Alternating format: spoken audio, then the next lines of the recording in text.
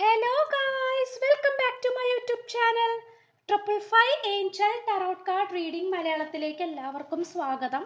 അപ്പോൾ സ്ക്രീനിൽ കാണിക്കുന്നതാണ് പേഴ്സണൽ റീഡിങ്ങിൻ്റെ വാട്സപ്പ് നമ്പർ. ഈ നമ്പറിൽ വാട്സപ്പിൽ മെസ്സേജ് ചെയ്ത് കഴിഞ്ഞാൽ പേഴ്സണൽ റീഡിങ്ങിൻ്റെ ഡീറ്റെയിൽസും കാര്യങ്ങളൊക്കെ അവിടെ പറയുന്നതായിരിക്കും. ചിലപ്പോൾ റിപ്ലൈ കിട്ടാനായിട്ട് വൈകും, വേറൊന്നും ആയിട്ടല്ല, കുറച്ച് തിരക്കിലായതുകൊണ്ട് തന്നെയാണ്. അപ്പോൾ മറുപടി കിട്ടിയില്ലെങ്കിൽ ഒന്ന് ദയവായി ഒന്ന് വെയിറ്റ് ചെയ്യുക, ഓക്കെ?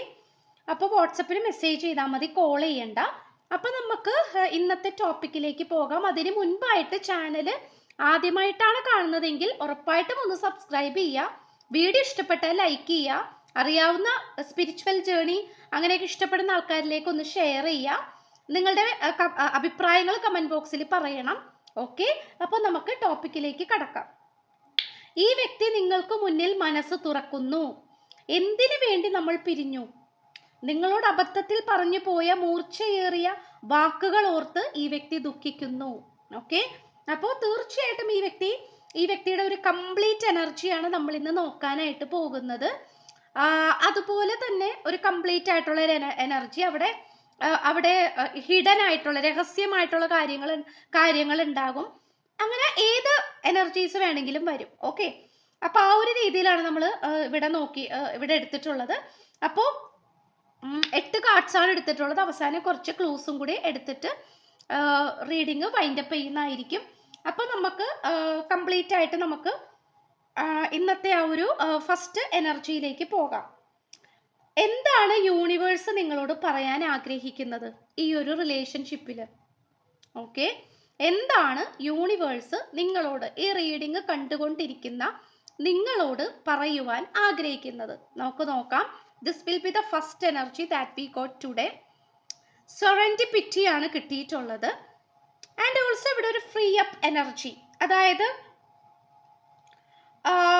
ഇവിടെ നിങ്ങൾക്ക് ഒരു ഓപ്പർച്യൂണിറ്റി വരുന്നതായിട്ട് കാണിക്കുന്നുണ്ട്. നിങ്ങളിലേക്ക് വന്നുകൊണ്ടിരിക്കുന്ന ഒരു ചാൻസിനെയാണ് സൂചിപ്പിക്കുന്നത്. നിങ്ങൾക്ക് ഉറപ്പായിട്ടും നിങ്ങളെ തേടിയിട്ട് നിങ്ങൾക്ക് സന്തോഷിക്കാൻ പറ്റുന്ന, നിങ്ങളുടെ ഭാഗം ക്ലിയർ ചെയ്യാൻ പറ്റുന്ന, നിങ്ങളുടെ ഭാഗത്ത് നിന്ന് എന്തെങ്കിലും തെറ്റുകൾ സംഭവിച്ചിട്ടുണ്ടോ, ഉണ്ടെങ്കിൽ അത് തിരുത്താൻ പറ്റുന്ന, അതുപോലെ നിങ്ങളെ മിസ്അണ്ടർസ്റ്റാൻഡ് ചെയ്തിട്ടുണ്ടോ, അതായത് നിങ്ങളെ തെറ്റിദ്ധരിച്ചിട്ടുണ്ടോ ഉണ്ടെങ്കിൽ അതും പരിഹരിക്കാൻ പറ്റുന്ന ഒരവസരം വരാൻ പോകുന്നതായിട്ടാണ് കാണിക്കുന്നത്, ഓക്കെ? അപ്പൊ ഇവിടെ കംപ്ലീറ്റ്ലി പറയാനാണെങ്കിൽ നിങ്ങളെ തേടി ഒരു ചാൻസ് വരുന്നു എന്നാണ് കാണിക്കുന്നത്. ആ ഒരു ചാൻസിലൂടെ അല്ലെങ്കിൽ ആ ഒരു അവസരത്തിലൂടെ നിങ്ങൾക്ക് നിങ്ങളിലേക്ക് തന്നെ ഒരു ക്ലാരിറ്റി കിട്ടും, നിങ്ങളുടെ ഭാഗം ക്ലിയർ ചെയ്യാൻ പറ്റും, അതിലൂടെ നിങ്ങൾക്ക് സന്തോഷം വരുമെന്നാണ് യൂണിവേഴ്സ് പറയുന്നത്.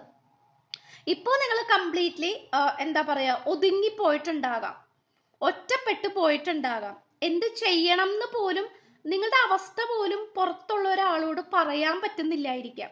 ചിലപ്പോൾ അത് പറഞ്ഞാൽ പോലും ചിലപ്പോൾ അവർക്ക് മനസ്സിലാകൂലായിരിക്കാം. അല്ലെങ്കിൽ നിങ്ങളുടെ മനസ്സിലുള്ള കാര്യങ്ങൾ കംപ്ലീറ്റ് ആയിട്ട് വാക്കുകളിലൂടെ പ്രകടിപ്പിക്കാൻ ചിലപ്പോൾ നിങ്ങൾക്ക് പറ്റുന്നില്ലായിരിക്കാം.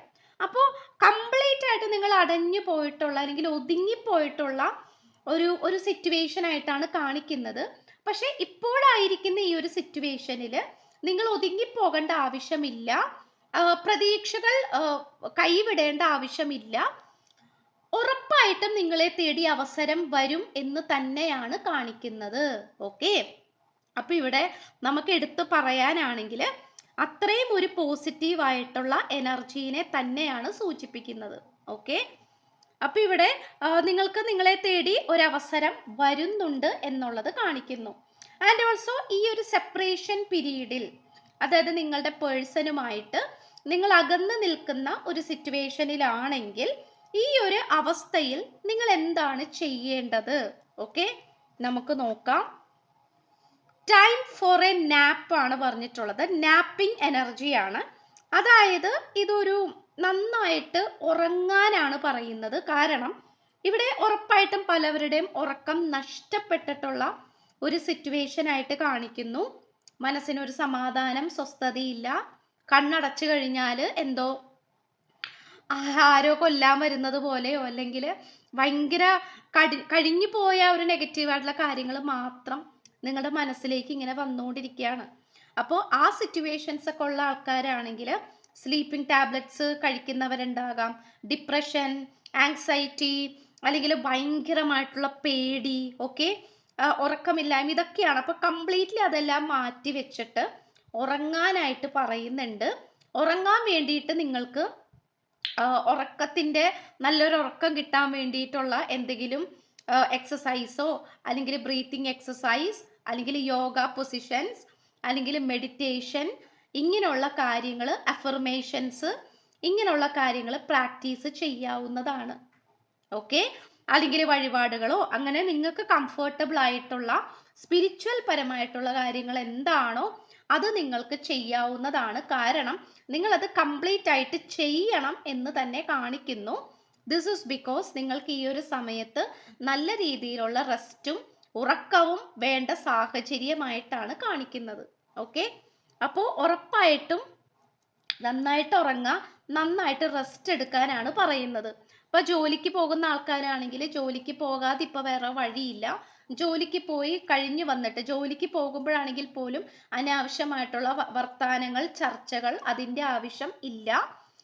നിങ്ങളുടെ എനർജി കംപ്ലീറ്റ്ലി നിങ്ങൾക്കുള്ളിൽ തന്നെ വെക്കാനായിട്ട് നോക്കണം. മറ്റുള്ളവർക്ക് നിങ്ങളുടെ എനർജി കൊടുക്കാനോ അല്ലെങ്കിൽ നിങ്ങളുടെ എനർജി അനാവശ്യമായിട്ടുള്ള കാര്യങ്ങളിൽ ചർച്ചയിലേക്ക് പോയി എനർജി നഷ്ടപ്പെടുത്താനോ നിൽക്കരുത്. ഓക്കെ, അതാണ് കാണിക്കുന്നത്. അപ്പോൾ ഉറപ്പായിട്ടും നിങ്ങൾ റെസ്റ്റ് എടുക്കുക. ജോലിക്ക് പോയി കഴിഞ്ഞിട്ട് പോയി വരുമല്ലോ, കഴിഞ്ഞ് കഴിഞ്ഞാൽ നന്നായിട്ട് കുളിക്കുക, എല്ലാ ദിവസവും തല നനക്കണം. എണ്ണ യൂസ് ചെയ്യുന്ന ആൾക്കാരാണെങ്കിൽ വളരെ നല്ലതായിരിക്കും. ഓക്കെ, നെല്ലിക്ക കഴിക്കാനായിട്ട് നോക്കണം, ശരീരം തണുക്കാനും എല്ലാത്തിനും നല്ലതാണ്. തുളസിയില ഒരു നുള്ള് കഴിക്കുന്നത് നല്ലതാണ്. നാരങ്ങ, ഓക്കെ, ഇതൊക്കെ വളരെ നല്ലതായിട്ട് കാണിക്കുന്നു. സോ അത് ജോലിക്ക് പോയി കഴിഞ്ഞ് വന്നു കഴിഞ്ഞാൽ വീട്ടിൽ കഴിവതും മൈൻഡ് ഫ്രീ ആക്കി വെക്കാനായിട്ട് നോക്കണം. ധാരാളം വെള്ളം കുടിക്കുക. ഓക്കെ, അനാവശ്യമായിട്ടുള്ള സംസാരങ്ങൾ അല്ലെങ്കിൽ ചർച്ചകൾ, മറ്റുള്ളവരുടെ കാര്യത്തിൽ ഇടപെടൽ, അങ്ങനത്തെ ഇതിലേക്കൊന്നും പോകരുത്. ഓക്കെ, നിങ്ങളുടെ എനർജി നിങ്ങൾക്കുള്ളിൽ തന്നെ വെക്കാനായിട്ട് നോക്കണം. അതാണ് നിങ്ങൾക്ക് ഇപ്പോൾ നല്ലത്. ആൻഡ് ഓൾസോ ഈ ഒരു പ്രണയബന്ധത്തിന്റെ ഓവറോൾ എനർജി എന്താണെന്ന് നമുക്ക് നോക്കാം. ഓക്കെ, ഓവറോൾ എനർജി, ഒരു പ്രണയബന്ധത്തിന്റെ ഓവറോൾ എനർജി എന്താണെന്ന് നോക്കാം. നമുക്ക് നോക്കാം what will be the energy. Never ending സ്റ്റോറിയാണ് കിട്ടിയിട്ടുള്ളത്. അപ്പോൾ തീർച്ചയായിട്ടും നമുക്കിവിടെ കാണാൻ കഴിയുന്നത് എന്താന്ന് വെച്ചാൽ ഇതങ്ങനെ കുറച്ച് ആഴ്ചകളോ കുറച്ച് മാസങ്ങളോ കുറച്ച് ദിവസങ്ങൾക്കുള്ളിൽ പരിഹരിക്കുന്ന ഒരു കാര്യമല്ല.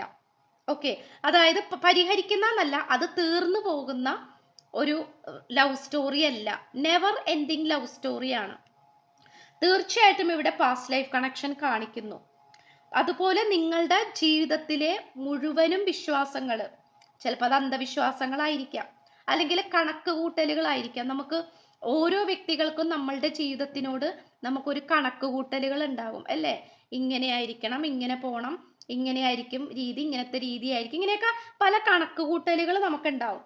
അപ്പോൾ ആ കണക്ക് കൂട്ടലുകൾ, വിശ്വാസങ്ങൾ, അറിവുകൾ, ഇതിനെല്ലാം മാറ്റിമറിച്ചുകൊണ്ടാണ് ഈ വ്യക്തി നിങ്ങളുടെ ജീവിതത്തിലേക്ക് വന്നിട്ടുള്ളത്, അല്ലെങ്കിൽ ഈ ഒരു പ്രണയബന്ധം നിങ്ങളുടെ ജീവിതത്തിലേക്ക് വന്നിട്ടുള്ളത്.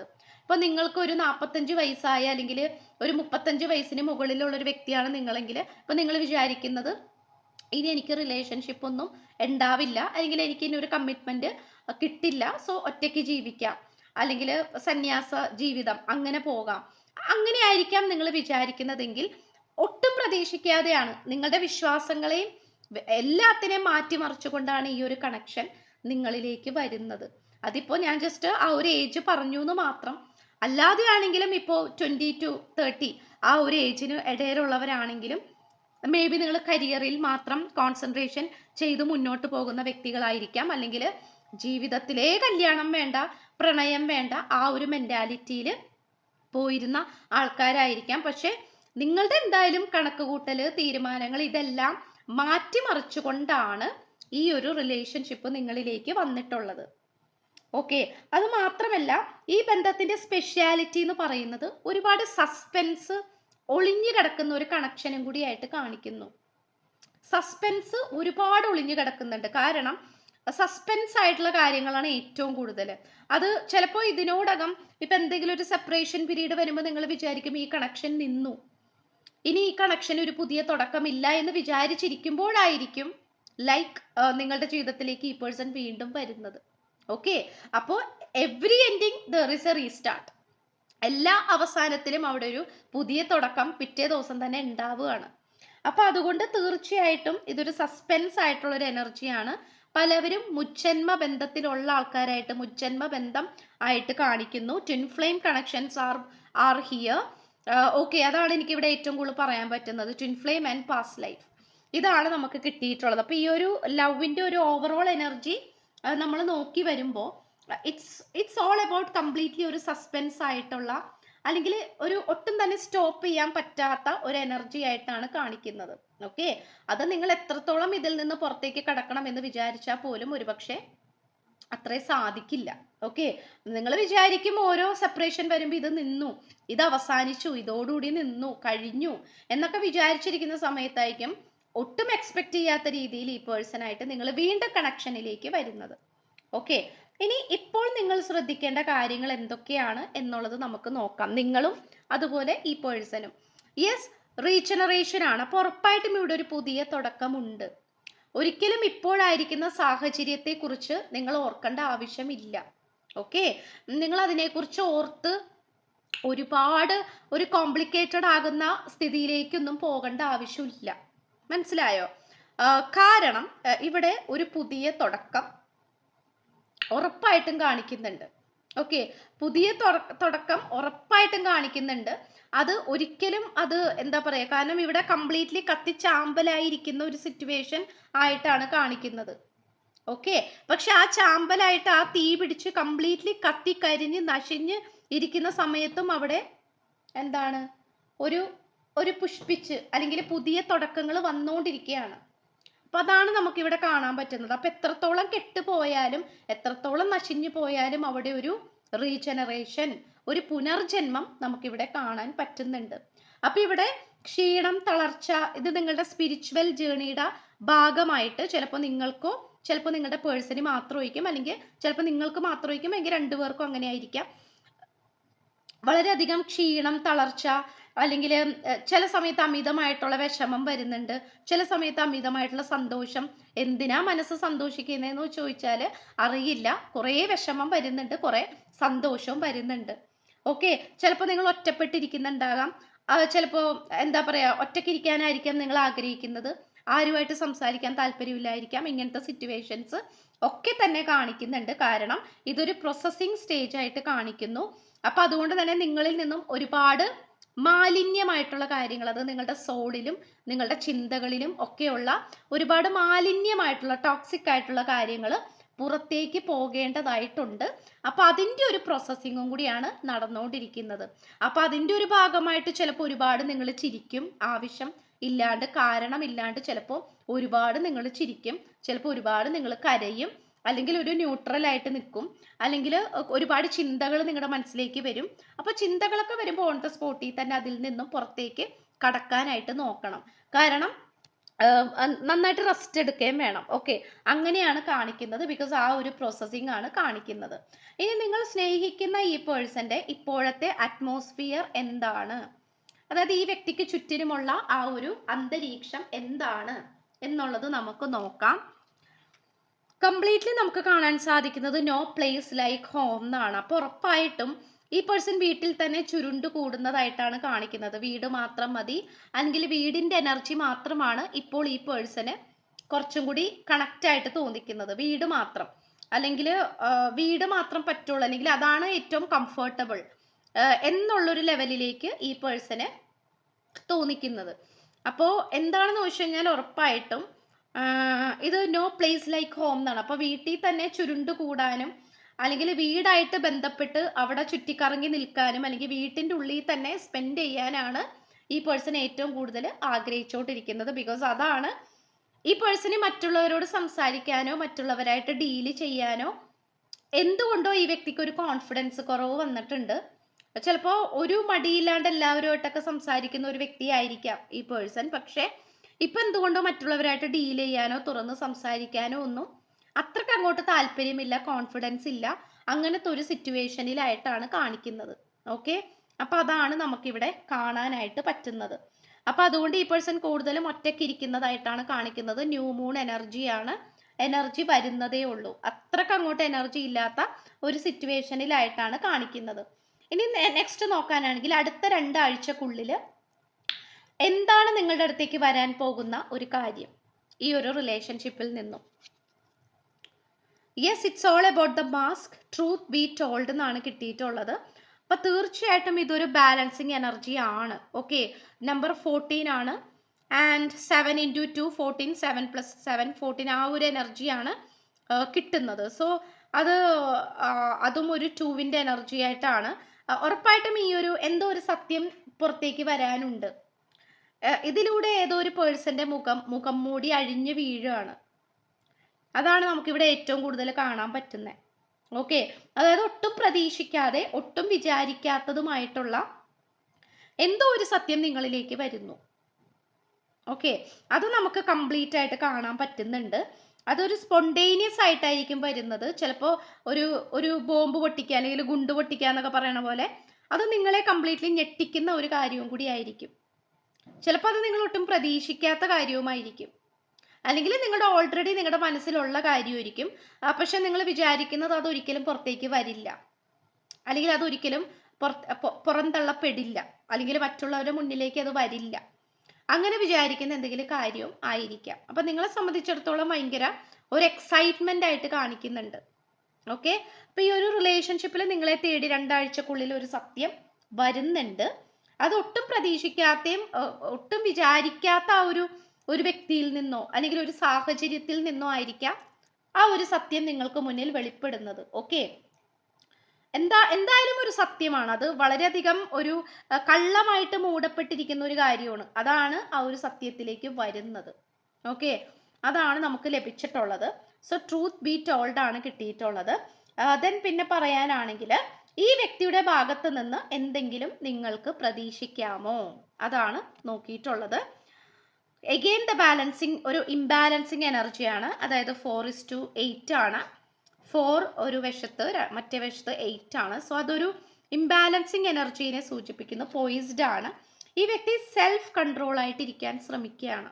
കാരണം ഇപ്പോൾ ഈ വ്യക്തി നിങ്ങളായിട്ട് ഒന്ന് സംസാരിക്കാനോ അല്ലെങ്കിൽ ഒരു കോൺവെർസേഷന് വേണ്ടിയിട്ട് നിങ്ങൾക്ക് മുന്നിൽ വന്നു കഴിഞ്ഞാൽ അത് ചിലപ്പോൾ ഒരു തല്ലുപിടുത്തമായി മാറും. അല്ലെങ്കിൽ മേ ബി ഈ പേഴ്സൺ ദേഷ്യം കയറിയിട്ട് നിങ്ങളുടെ അടുത്ത് എന്തെങ്കിലും പറയും, അങ്ങനെ എന്തെങ്കിലും നടക്കും. ഓക്കെ, അത് ഈ പേഴ്സൺ അറിയാം. അപ്പോൾ ചില സമയത്ത് ഈ വ്യക്തി വളരെ പെട്ടെന്ന് റേസ്ഡ് ആയി പോകുന്നുണ്ട്, ചില സമയത്ത് കൺട്രോള് വിട്ടു പോകുന്നുണ്ട്.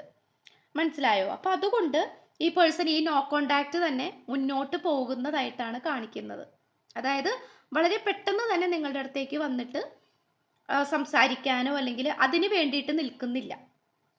ഓക്കെ, അങ്ങനെയാണ് കാണിക്കുന്നത്. അപ്പോൾ അതുകൊണ്ട് തന്നെ നോ കോണ്ടാക്ട് ആണെങ്കിലും ബ്രേക്കപ്പ് ആണെങ്കിലും അത് കണ്ടിന്യൂ ചെയ്ത് മുന്നോട്ട് പോകുന്നതായിട്ടാണ് കാണിക്കുന്നത്. കാരണം ഇപ്പോൾ സന്തോഷമായിട്ടുള്ളൊരു കാര്യമാണ് ഈ പേഴ്സൺ നിങ്ങളുടെ അടുത്ത് വന്ന് സംസാരിക്കുക എന്നുള്ളത്. പക്ഷേ ഇവിടെ സംസാരിക്കുമെന്ന് നമുക്ക് ഒരിക്കലും പറയാൻ പറ്റുന്നില്ല. കാരണം സംസാരിച്ചാൽ ചിലപ്പോൾ അതൊരു തല്ലും വഴക്കുമായി മാറും. ഓക്കെ, അങ്ങനത്തെ ഒരു സിറ്റുവേഷൻ കാണിക്കുന്നുണ്ട്. അപ്പോൾ അത്രയും കംഫർട്ടബിൾ ആയിട്ട് ഈ പേഴ്സണ് തോന്നിക്കുന്നില്ല. അതുകൊണ്ട് മനഃപൂർവ്വം ഈ പേഴ്സൺ സെൽഫ് കൺട്രോൾ ചെയ്ത് സ്വന്തമായിട്ട് നിയന്ത്രിച്ച് മിണ്ടാതെ മാറി നിൽക്കുന്നു. അതാണ് നമുക്ക് കാണാനായിട്ട് പറ്റുന്നത്. ഓക്കെ, അപ്പം അതുകൊണ്ട് വളരെ പെട്ടെന്നൊന്നും ഈ വ്യക്തിയുടെ ഭാഗത്ത് നിന്ന് നിങ്ങൾക്കൊരു പോസിറ്റീവ് അങ്ങനെ അല്ലെങ്കിൽ ഒരു കമ്മ്യൂണിക്കേഷൻ ഉണ്ടാകണമെന്നില്ല. ഉണ്ടായാലും അതൊരു പോസിറ്റീവായിട്ട് പോകണമെന്നില്ല. ഓക്കെ, എങ്ങാനും ഈ പേഴ്സൺ നിങ്ങളായിട്ട് ഒരു തല്ലുപിടിക്കാനോ അല്ലെങ്കിൽ അങ്ങനെ എന്തെങ്കിലും പ്രശ്നത്തിന് വരികയാണെങ്കിൽ ഡെഫിനറ്റ്ലി നിങ്ങൾ അതിന് നിൽക്കരുത്. നിങ്ങളും സമീപനം പാലിച്ചുകൊണ്ട് വേണം, ഒരു കയ്യകലത്തിൽ വേണം നിർത്താനായിട്ട്. ഓക്കെ, ഇനി ഈ പേഴ്സൻ്റെ ലവ് മെസ്സേജസ് എന്താണ് എന്നുള്ളത് നോക്കാം. Responsibilities I have to take care of my financial and emotional needs. അപ്പോൾ ഇവിടെ ഈ വ്യക്തി വളരെയധികം സാമ്പത്തികപരമായിട്ടും അതുപോലെ ഇമോഷണൽ പരമായിട്ടൊക്കെ നല്ല രീതിയിൽ ഈ പേഴ്സൺ ആകെ പെട്ട് കിടക്കുകയാണ്. അപ്പം അങ്ങനത്തെ ഒരു സിറ്റുവേഷൻസും കാണിക്കുന്നുണ്ട്. മേ ബി നിങ്ങൾക്ക് 2 പേർക്ക് ഫാമിലി ഉണ്ടാകാം, അല്ലെങ്കിൽ ഈ പേഴ്സന് ഈ പേഴ്സൻ്റെ അനിയന്മാർ, ചേട്ടന്മാർ, അല്ലെങ്കിൽ സംതിങ് സിബ്ലിങ്സ്, ഓക്കെ, കൂടപ്പിറപ്പുകൾ, അല്ലെങ്കിൽ വീട്ടിൽ അച്ഛനോ അമ്മയുണ്ട്, അപ്പോൾ അവരെ നോക്കണം, അല്ലെങ്കിൽ സംതിങ് ഫിനാൻഷ്യൽ ടൈറ്റ്നസ് അതിവിടെ കാണിക്കുന്നുണ്ട്. ചിലപ്പോൾ ആ കുടുംബത്തിൻ്റെ ഗൃഹനാഥൻ അല്ലെങ്കിൽ ഗൃഹനാഥ ഈ വ്യക്തിയായിരിക്കാം. ഓക്കെ, അപ്പോൾ അതുകൊണ്ട് അത്രയും എന്താ പറയുക, അത്രയും ഒരു റെസ്പോൺസിബിലിറ്റീസ് ഇട്ട് കളഞ്ഞിട്ട് വരാൻ പറ്റില്ല നിങ്ങളുടെ അടുത്തേക്ക്. അപ്പോൾ അതൊരു ഇമ്പോർട്ടൻ്റ് ആണ്. ചിലപ്പോൾ മൂത്ത മകനായിരിക്കാം, മൂത്ത മകളായിരിക്കാം. ഓക്കെ, അപ്പം അതിൻ്റേതായിട്ടുള്ള ഒരു റെസ്പോൺസിബിലിറ്റീസ് ഈ വ്യക്തിക്ക് നല്ല രീതിയിലുണ്ട് എന്നുള്ളത് കാണിക്കുന്നു. അപ്പോൾ പലപ്പോഴും ഈ വ്യക്തിയുടെ സ്വന്തം വികാരങ്ങൾ മാറ്റിവെക്കുന്നതായിട്ടാണ് നമുക്കിവിടെ കാണാനായിട്ട് പറ്റുന്നത്. ഓക്കെ, സാക്രിഫൈസ് ചെയ്യുന്നതായിട്ട്, ഓക്കെ, ത്യജിക്കുക. അപ്പോൾ അത് നമുക്കിവിടെ കാണാൻ പറ്റുന്നുണ്ട്. ഡേറ്റ് 9 കിട്ടിയിട്ടുണ്ട്. ഡേറ്റ് 9-ാം തീയതി. പൊളിറ്റീഷ്യൻ, മേ ബി പൊളിറ്റീഷ്യൻ ഫീൽഡിലായിരിക്കാം. Medical field, teacher. 23-ാം തീയതി കിട്ടിയിട്ടുണ്ട്. 12-ാം തീയതി ട്രാവൽ ആൻഡ് ടൂറിസം. 15-ാം തീയതി. 19-ാം തീയതി സ്റ്റുഡൻറ്റ്, മേ ബി സ്റ്റുഡൻ്റ് ആയിരിക്കാം നിങ്ങളോ നിങ്ങളുടെ പേഴ്സണോ. Acting field, social media.